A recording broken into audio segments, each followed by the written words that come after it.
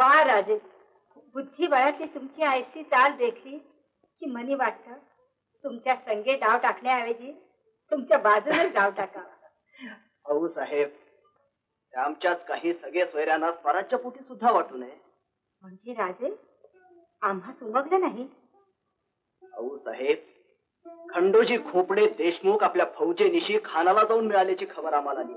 हो, उत्तरावळीचे खंडोजी खोपडे? होय अहो साहेब, खान आपल्या प्रचंड फौजेनिशी स्वराज्याचा ऱ्हास करायला निघण्यापूर्वी त्यांना आपल्या मावळ्या देशमुखांना आणि आपल्याला सामील झालेल्या किल्लेदारांच्या नावे अत्यंत जरबेची आणि तितकीच आमिषाची फरमानं यापूर्वीच रवाना केली होती, जेणेकरून तो हत्तीत शिरताच सर्व लोकांनी त्याला सामोरं जावं. आणि खंडोजी खोबरे हा त्याचा पहिला बळी. पहिला आणि शेवटचा बळी.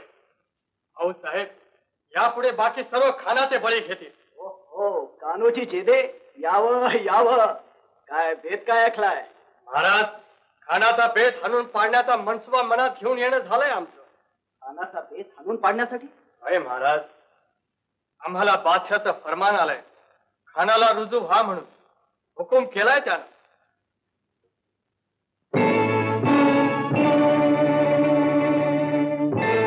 पण कान्होजीची हरकत नसल्यास हे फरमान सर्वांना वाचून दाखवावं अशी आमची इच्छा आहे. महाराज, आम्ही कोण हरकत करणार? त्या फरमानाचा अपमान केवळ आपण आणि आपल्या बळावर कुणी करू धजेल एवढीच ती लायकी त्या फरमानाची हाय. पण बेशक वाचा. मशलूल अनाम कान्होजी नाईक जेदे देशमुख शिवाजी भोसल्याने हरामखोरी करून बेतालपणे वर्तून निजामशाही कोकणातील शाही दौलत लुटली आणि बादशाही सल्तनतीचे किल्ले बहुत बळकावले. म्हणून शिवाजीचा समूळ फडशा उडवण्याकरता दरबारचे मशहूर सरदार अफजल खान महम्मद शाह यास तिकडील सुभेदारीवर नामदाद करून रवाना केला. तुम्हास फरमावण्यात येत आहे की तुम्ही खान मजकुराचे रजामंदीत व हुकमात राहून शिवाजीचा निर्मूळ फडशा पाडावा. मग कान्होजी, आपला काय मनसूबा आहे? महाराज, आपली आज्ञा हाच आमचा मनसुबा. आम्ही आज्ञा करणारे कोण? आमचा नाश करण्यासाठी तर खानानं पैजेचा विडा उचललाय. महाराज, आपल्या विरुद्ध पैजेचा इडा उचलणं सोपं आहे, पण जिंकणं सोपं नाही. त्याला ते साधलं, पण हे साधणार नाही महाराज. ते साधणे अथवा न साधणे आई जगदंबेच्या हाती. पण त्या पायी सर्व देशमुखांनी आपल्या घरादाराची होळी का करून घ्यावी? नाही, आम्हाला असं वाटतंय तुम्ही सुद्धा खानाला जाऊन मिळावं, नाहीतर तुमची वतने बुडतील. महाराज, आपण आम्हास वतनाची याद देता? आपल्या पायापुढे वतनाची काय मातब्बरी लागून गेली. जेधे निष्ठेची भाकर खातात. एकदा बेलरुटीवर हात ठेवून इमानाची आण व्हायली ती काय असली बेईमानी करण्याकरता नाही. आमच्या पुढे पाशांनी 17 जहागिरा ओतल्या तरी जेधे निमखरामी करणार नाही. मी आणि माझी 5 पोरं खस्त खाऊन आपल्या पायावर पडू, बेहत्तर निर्वाण झालं तरी. महाराज, हे सोडलं वतनावर पाणी. आता यापुढे हे मस्तक कुणाच्या पुढे झुकणार नाही, आणि तुटून पडलं तर ते आपल्यासाठी.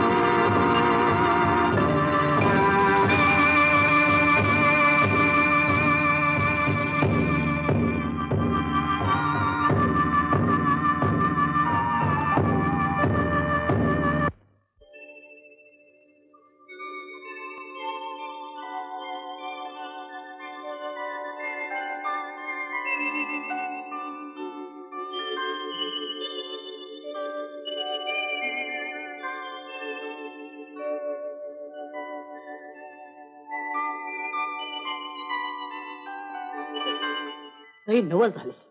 आम्हाला दृष्टांत घडला. साक्षात श्री तुळजाभवानीनं आम्हाला दर्शन दिलं. काही क्षणापूर्वी स्वप्नात. तुळजाभवानीने आपल्याला कौल दिला. होय सई होय. साक्षात श्री तुळजा भवानी आम्हाला स्वप्नात दिसली. ते दिव्य रूप पाहता क्षणीच आम्ही क्षणभर गोंधळलो आणि मग तिच्या चरणी साष्टांग दंडवत खाली लीन झालो. आणि मग श्री भवानी मातेनं आम्हाला उठवत हसत मुखानं म्हटलं, चिंता करू नकोस, तुझला यश मिळेल, मी तुझी तलवार होऊन राहिले. आणि आणि असं बोलून ती महान तेजस्वी मूर्ती आमच्या तलवारीत शिरून अदृश्य झाली. महाराज, तुळजाभवानीने आपल्याला कौल दिला. होय सई होय. श्री आम्हाला प्रसन्न झाली. आता आम्ही अब्दुल खानास मारून कर्तीत मिळवतो. आई जगदंबेच्या आशीर्वादाला पात्र ठरलो आम्ही. आता आपल्या आशीर्वाद आमच्या पाठीशी असावेत मासाहेब. शुभा, किती रे काळीच घट्ट करायला सांगतोस. मासाहेब, तुझ्या तीर्थरूपांच्या हाती ज्यानं बेड्या ठोकल्या, माझा एक मुलगा ज्याच्यामुळे बळी पडला, त्याच्या मगर मिठीत मी तुला कशी रे लोटू. अहो साहेब, जे हात जगदंबेवर पडले ते हात वेळीच आवरले नाही तर. शिवबा, आशीर्वाद आहेत आमचे तुम्हाला. स्वराज्याच्या मधुवनात घुसलेल्या सर्पाला नेमकं टिपायची नजर या गरुडाला आता लाभलेली आहे. फते तुमचीच आहे, मात्र सावध राहा एवढाच इशारा देतो.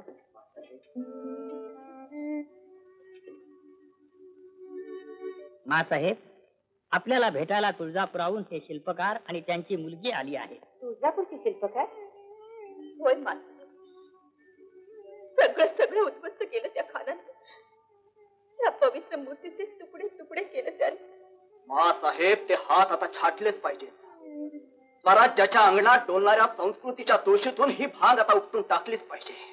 ती खात्री होती आपल्याकडून महाराज, म्हणूनच इथपर्यंत धाव घेतली. शिल्पकार, निर्धास्त रहा. सुबक मूर्ती घडवणाऱ्या आपल्या हाताचा स्पर्श आम्हाला सुद्धा काहीतरी नवीन घडवण्यासाठी खचितच स्फूर्ती देईल. मुली, तुझे वडील? होय महाराज, ते मुख्य आहे. खानाचे अनन्वित अत्याचार पाहिले की असणाऱ्यांची वाचा बसते. तेथे नसणाऱ्यांनी अश्रू ढाळण्या पलीकडे काय करावं. तोडलं मोडलं संपलं ते तर आम्ही पुन्हा नवं सांधू शकत नाही, पण सर्व काही नवं निर्माण करण्यासाठी आम्ही तुला आणि तुझ्या वडिलांना सर्वतोपरी सहाय्य करू. मुली, तुम्ही दोघं आता राजगडावरच राहा. स्वराज्याच्या सावलीखाली नवनिर्माणाला आता कुठलाही अवरोध नाही.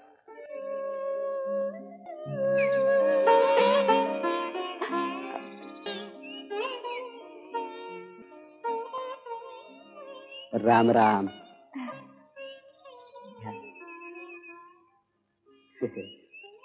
गडावर नवीन दिसतंय जणू. हो, महाराजांनी इथे राजगडावर राहायला सांगितले आम्हाला. असं? छान छान. पण मग गडावर दुसरी एखादी चांगली वर जागा? पण ही जागा काय वाईट आहे? नाही, तसं नव्हे, चांगलीच आहे. माझं फार आवडतं ठिकाण आहे. असं होय? नाही, आपण दुसरी जागा शोधू. बाकी तुमच्यामुळे या जागेला शोभा झाली म्हणा. आपले धनी काय महाराजांच्या सैन्यात? नाही. मग गडावरल्या चाकरीत? मग मी अजून बाबांच्याकडेच आहे. बाबांच्याकडे? हो, शिल्पकार आहेत. मग एकदा यायला हवं त्यांच्याशी निवांतपणे गप्पा मारायला. मुके आहेत ते. असं? तुम्ही शाहीर वाटतं. कसं ओळखलं? उगीच कोणी कशाला डफ वागवील. ते बी खरंच. मग ऐकायला पाहिजे एखादं कवन. घ्या. अहो एखादं का शेतू ऐकून की. पण तुम्ही तर दुसरी जागा शोधायला चाललात. नाही नाही, आता बेत बदलला.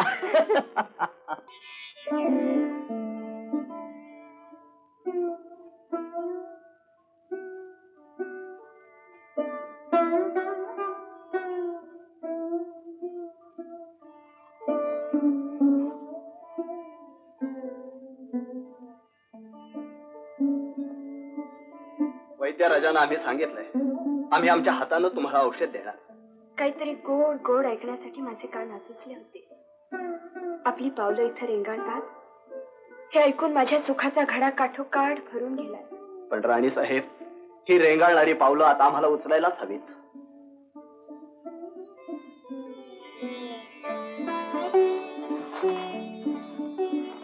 पावलं इथं रिंगाळतायत हे ऐकून आणि बघून मनाला समाधान होत असलं तरी एका व्रतस्थ राजाची राणी आहे मी. आपल्याला या मोहिमेवर धावताना आम्ही हसत मुखाने निरोप देऊ, परंतु काय राणी साहेब? एकच इच्छा मनी आहे की ही मोहीम फत्ते करून स्वामींनी सरळ इथं यावं. उंबरठ्यावर तबक हातात घेऊन आम्ही आपल्याला ओवाळायला हजर असावं आणि मगच मृत्यू यावा. सई, माझी मनोदेवता सांगते विजय आपलाच आहे. फक्त एकदा इकडे पहा.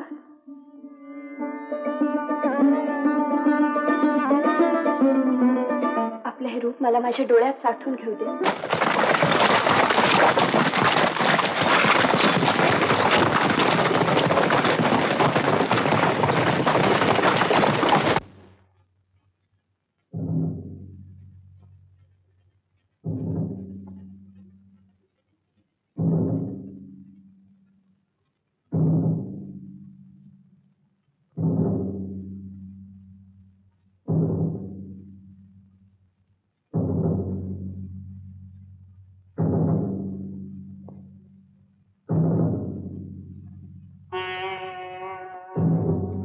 शिल्पा, शंभू बाळाला जरा घेऊन ये ग.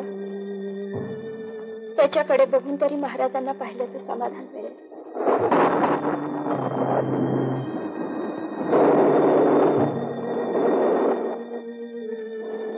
सई, बाळ नको आता त्याला आशा लावूस. मी जीवा पलीकडे सांभाळीन बरं त्याला.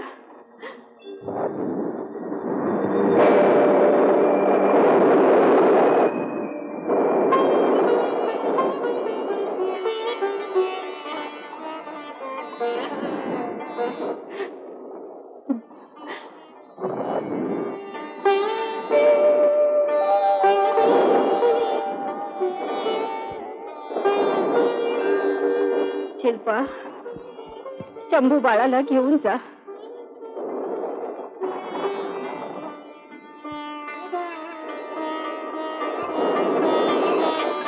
सुनबाई, शिवबांना बोलावणं धाडले हो. आत्ता येतील ते.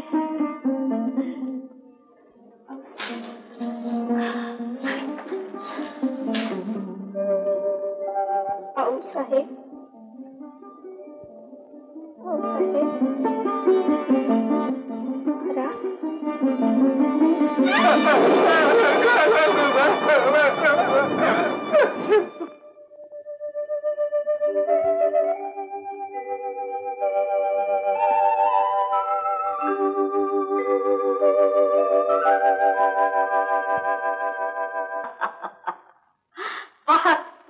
बहुत अच्छे. मैंने तुमसे कहा था ना बेटे कि अफजल खान ही एक ऐसा आदमी है जो शिवाजी को गिरफ्तार कर सकता है. शिवाजी के बाप को भी तो अफजल खान ने जंजीरों से कैद करके दरबार में पेश किया था मिजान. बेटे, औरंगजेब भी कुत्ते की मौत मरता उसके हाथ, अगर वो खान मोहम्मद गलती न करता. लेकिन शिवाजी तो बहुत चालाक है मिजान. अफजल को यही ख्याल रखना चाहिए. जिस तरह राजा श्री रंग को मुलाकात के लिए बुलाकर खत्म कर दिया गया, उसी तरह शिवाजी को खत्म किया जा सकता है. बेटे, शिवाजी की माँ ये सोचती है कि उसका बेटा आदिल शाही परचम को उखाड़कर बगावत का झंडा लहरा देगा, मगर उसकी माँ ये नहीं जानती कि हमारी सल्तनत की तरफ आंख उठाकर देखने वाली नजर हमेशा के लिए झुका दी जाती है. तरस आता है मुझे उस पर. उसका एक ही बेटा रहा और उससे भी हाथ धोना पड़ेगा. खान भेटीसाठी उद्या येतोय. तुम्ही सर्वजण हत्यारबंद सज्ज आहात हे ऐकून खान कदाचित भीतीची शंका घेईल. म्हणून तुम्ही सर्वजण खानाच्या सैन्याभोवती असलेल्या ताट साडीत गनिमाला न कळू देता दडून राहा. ठरलेल्या कराराप्रमाणे जर खान वागला नाही आणि त्यानं जर बेईमानी केली तर गडावरून नौबतींची आणि 3 तोफांची इशारत होईल. ती होताच तुम्ही सर्वांनी एकच एल्गार करून खानाच्या सैन्यावर तुटून पडा. सर्व सैन्य कापून काढा, 7 लष्कर बुडवा. पण एक लक्षात ठेवा, गनिमापैकी जो कोणी हत्यार खाली ठेवी त्याला मारू नका. हत्यार उगारल्या पायिकाला राखू नका, कापून काढा.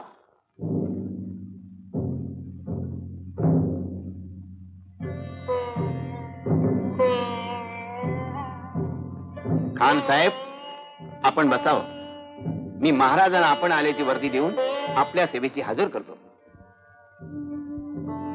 सैयद बंडा, देखो शामी आने की क्या शान है. शिवाजी जैसे मामूली सरदार का ये छोकरा और उसकी ये शान, कहां से इकट्ठा किया होगा ये सब.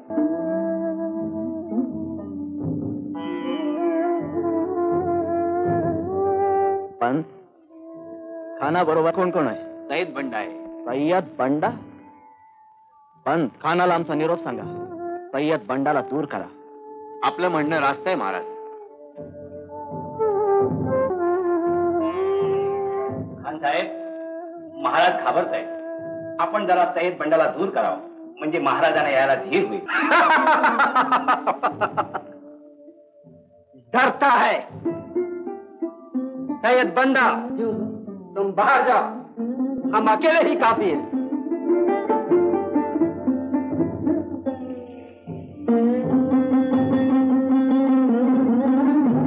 महाराज, सय्यद बंडाला दूर केले महाराज. आपण चलावं.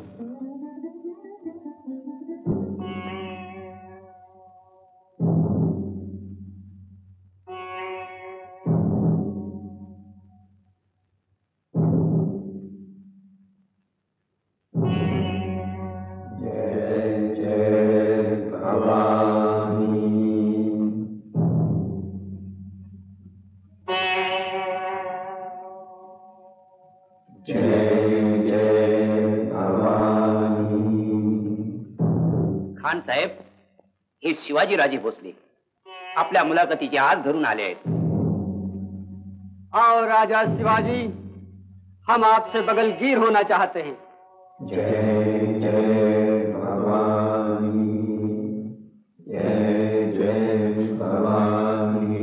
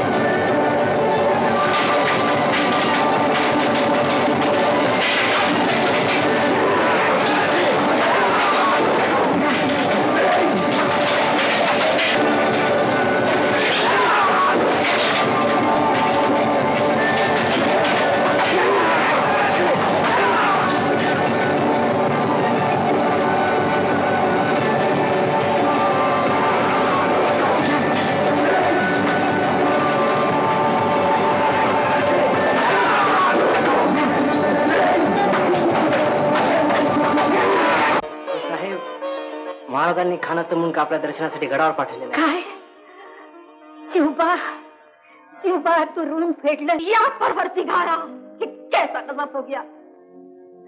बीजापुर की शान मिट्टी में मिल गई. या अल्लाह, एक सांगते, त्याचा अपमान करू नका. आपल्या संस्कृतीला ते शोभणार नाही. एका लाकडी पिंजऱ्यात ठेवून राजगडाच्या कोनाड्यात ठेवा. त्याच्या समोर धूप दीप लावा. जिवंत होता तोवर तो स्वराज्याचा शत्रू, मेल्यावर त्याच्याशी वैर संपलं